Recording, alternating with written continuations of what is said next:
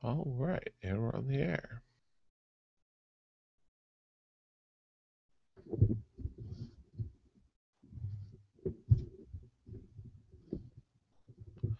All right, let's get this started.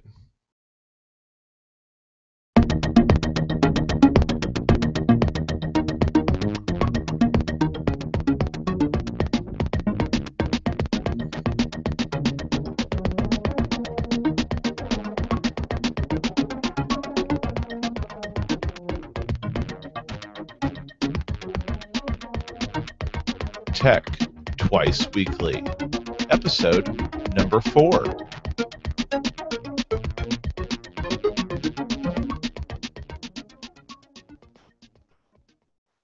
Hey, everybody out there, welcome to Tech Twice Weekly. My name is Ben White, and this is a new podcast bringing you technology news headlines and discussion of the big topics twice a week. So, this is our 4th episode, and it's already time to bring you some show news. Nothing serious, but the showtime will be moving. Right now, we've been broadcasting on Sundays and Wednesdays, and due to some personal conflicts, just some time conflicts, we're going to be moving the show. The show will now be found on Mondays and Thursday evenings. Look for us to pop online around 8 p.m. on Monday and Thursday. Same place, techtwiceweekly.com. Nothing's changing there. Just changing date. Even the time's going to stay the same. So just changing show nights. Had some personal scheduling conflicts I needed to address, and that's going to do it. So, with that business news out of the way, I don't have any guests joining me tonight, so let's get right into the headlines. Starting things off with some Netflix news, GigaOM shares the news that Netflix has reached an agreement with AT&T, I bet you thought I was going to say Verizon, to improve its service speeds on the carrier.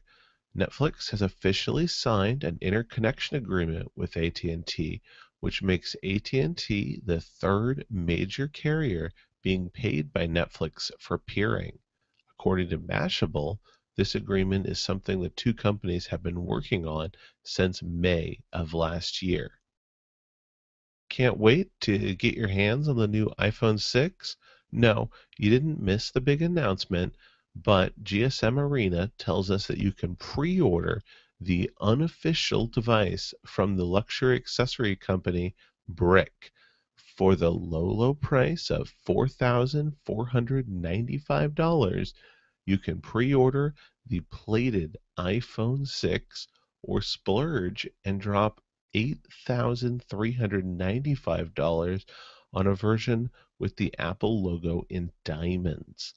Brick is asking for a $500 deposit to officially pre order the unannounced iPhone 6 and are claiming it will come with a 4.7-inch display and 128 gigabytes of onboard memory.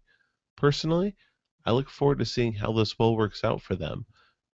Assuming Apple actually releases the iPhone 6 around September as usual, I'm not holding my breath and I'm probably going to stick to Android. It's all right. I played with an iPhone. I'm not just a hater, but I prefer Android. Love 3D printed things? Who doesn't? Still, can't quite afford or justify buying your own 3D printer? Amazon wants to help. CNN is reporting on news that Amazon has launched a new 3D printing store within Amazon.com. Currently, the new marketplace stocks over 200 products, including toys, accessories, and 3D printer parts, many of which can be customized when ordered. To fulfill orders, Amazon has partnered with several 3D printing production firms, including both 3DLT and Mixing Labs. Read Write covers reports of Google possibly working with the now Lenovo-owned Motorola to develop the Nexus phablet. Last month, Google's David Burke stopped the rumors that the Nexus line of Android devices would be ending, and now new reports are indicating that the next Nexus device may be a phablet. The investigation by Android police, it appears that inside the code base for the Android open source project is a reference to a 5.9-inch device codenamed Shamu. A 5.9-inch device would be incredibly large, beating Samsung's Galaxy Note 3, which sits at 5.7 inches. Also, the codename Shamu does fit with Google's history of naming Nexus devices after fish, giving some credibility to the theory. With a little sadness, I should say, with very little sadness, I bring you CNET's report that Facebook is closing the doors on its Facebook Gifts marketplace.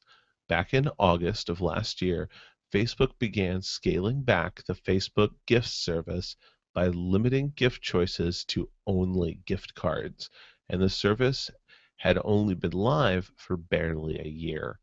Within this with this announcement, it is clear that the gift card sales simply weren't selling either. The Facebook Gift service will be officially closed on August 12th, but Facebook has said that previously purchased gift cards can still be redeemed even after the service is closed. Digital Trends brings us the news on EA's announcement of the Xbox One subscription service called EA Access.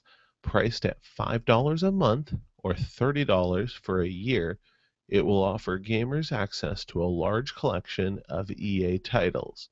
While currently in beta, EA has made it clear that they plan to regularly add new content to the service over time. Currently, beta subscribers will be able to play Battlefield 4, FIFA 2014, Madden NFL 25, and Peggle 2. As an added bonus, EA is offering subscribers a 10% discount on all EA digital purchases made on the Xbox One console through their service. This includes DLC and other in-game upgrades.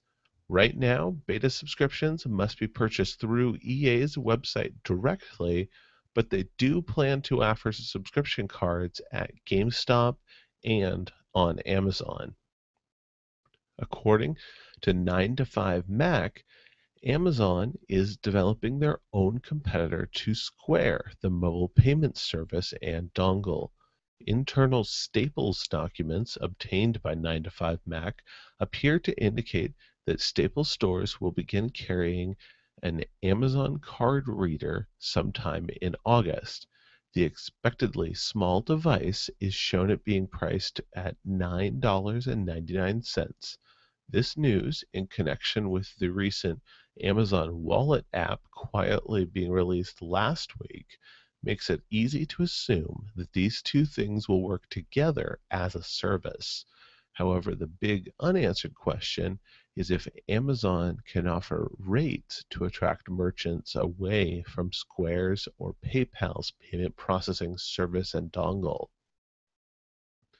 Last headline today: drones are a big deal lately, and they're popping up in the news all the time. That being said, I was still caught off guard when I saw Martha Stewart and drone show up in the same news story on The Verge. It turns out that, like so many others, Martha Stewart is human and enjoys flying unmanned aerial vehicles around when she has a chance. She recently wrote an extended piece in Time magazine telling a story about how she got into drones and her appreciation of them. She has expressed strong admiration for what drones allow us to do, and while still, I'm sorry, let me start over here. Martha Stewart has expressed a strong admiration for what drones allow us to do and see while still on the ground, and she can frequently be found flying either her Parrot AR 2.0 drone or a DJI Phantom around her own farmland. And those are our headlines. So that headlines being covered there. There's no guest this week, like I said, or today. So just a couple of these topics I wanted to go a little further in depth with.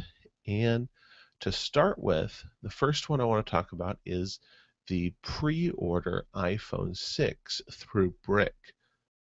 I think this is a fascinating story, especially because it's a third-party company offering a product from another company that isn't even announced. Now, of course, there's no way to know how many people have bought in on such a high-end luxury device, but I suppose if you're the sort of person who doesn't bat an eye at dropping five to almost $8,500 on a cell phone, then maybe perhaps risking the fact that with a $500 deposit, you may not get anything, or you may at least not get the phone that's actually being advertised, is something you're okay with. For me personally, I I had to work pretty hard to be comfortable dropping the cash outright when I bought my Nexus 5 phone. I can't even imagine considering to spend that kind of money on a simple cell phone. I mean, you can buy decent cars for that much money. So I certainly won't be partaking, but I am really curious to hear this story play out, especially to see if they're able to continue taking these pre-orders all the way through until the phone is actually announced. Because it's entirely possible that Amazon's lawyers are going to knock on the brick office door and shut this whole thing down. That wouldn't surprise me in the least. The other story I thought was interesting is the idea of Google now working with Lenovo owned Motorola to develop a Nexus phablet. Now, Google working with Motorola was always something that everyone expected to happen. Especially once Google bought Motorola, it just seemed illogical for them to begin releasing Nexus line devices through the cell phone manufacturer, but it never really happened. And part of that, of course, was Google's commitment to not give favoritism to Motorola. But now that Motorola has been sold off to Lenovo, Google can actually work with Motorola with no strings attached. They are just simply another company they've partnered with, much like they've done with LG in the past. So, given that they don't have any of the hang-up obligations that they formerly had owning Motorola, I'm kind of looking forward to seeing what sort of device they make. Now, coming up with a phablet is an interesting idea. I hope that it is that it's not the only Nexus device to come out next. I'm really hoping we see an actual traditional Nexus phone, a Nexus 6, come out in the marketplace this fall. A Nexus tablet would be fun. A phablet has its place, especially if I could pair a Bluetooth earpiece to it, so I'm not actually holding a giant phone to my ear. But realistically, it all comes down to what features get packed into it. I mean, by being a Nexus device, it definitely is going to come in higher on my favoritism scale compared to other devices, especially since it will have less branding. It's going to not have bloatware. It's going to be a clean Android experience. And if tradition holds true, it's going to be one of the first devices to receive the newest Google updates when they're available, which for me is one of the biggest selling points for the Nexus series overall. The other thing I think is curious about this story is that none of the news outlets covering it have any mention of Google Silver, the project originally rumored to be replacing the Nexus series of phones. And ever since the rumors of the Nexus line of phones being discontinued was silenced, there really hasn't been a lot of Google Silver news at all, which makes me wonder what has become of the project, or if perhaps Google Silver was a code name for a project all on its own. But I guess we'll just have to wait to see what comes out for the Nexus series, because as time goes on, Google seems to be getting better and better at keeping secrets like this under wraps. In a way, they're almost the new Apple. And actually, looking at the last several Apple releases, they're doing a better job of keeping secrets than Apple has been lately. There's been very few surprises with the last several Apple hardware announcements. And the last story I really want to expand on here this evening is the story about Martha Stewart and flying drones. I think this is just a great story, and especially to hear that Martha Stewart not only is an advocate of hobbyist drone flying, but also enjoys doing it herself. I think it really helps bring drones a lot more mainstream, and I hope that this can show a lot of people who might not normally be in the technology circle with drones to, look into them, to become curious about them, with Martha Stewart, I guess, rubber stamping it, making it okay to fly drones, okay to get into a hobby that's usually full of nerds and geeks, and it seems really technical on the outside, but actually with many of the innovations and the technology getting built into the drone products lately really is very simple, very safe, and really fun to get into. I think if we could start getting middle-aged housewives flying drones everywhere, that could be the start of a big change in our society with the thinking about drones. I mean, imagine if the petitions to the FAA to make rules about drone flight not just came from the hobbyist community, but came from thousands and thousands of suburban housewives and families that had these drones they wanted to fly around in their neighborhood. It I realize it's a long shot.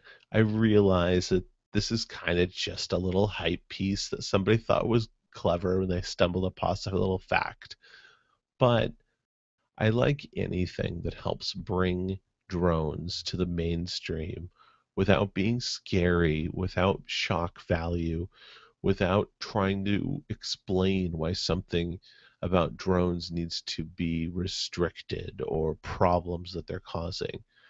I think having someone who's such a big celebrity like Martha Stewart join the drone movement for support and enjoyment of the hobby is nothing but good news. All right. Well, I've gone ahead and rambled on long enough this evening, so I'm going to go ahead and wrap things up here. Please check us out at techtwiceweekly.com. You can find us on Facebook. You can find us on Google Plus. We are just recently got the site up on Twitter, so you can follow us there. I'm going to begin posting regular announcements every time the show goes live if you'd like to join us. Otherwise, we've got the podcast available at the website. You can subscribe and download these episodes whenever you like. We are also in iTunes, so if you need to catch us there, you're gonna find us. So all set up in all the right places. Okay, everybody. Well, thank you for listening, and have a great night. I will be back with the next batch of headlines Monday at 8 p.m. Pacific time. Have a great night, everybody.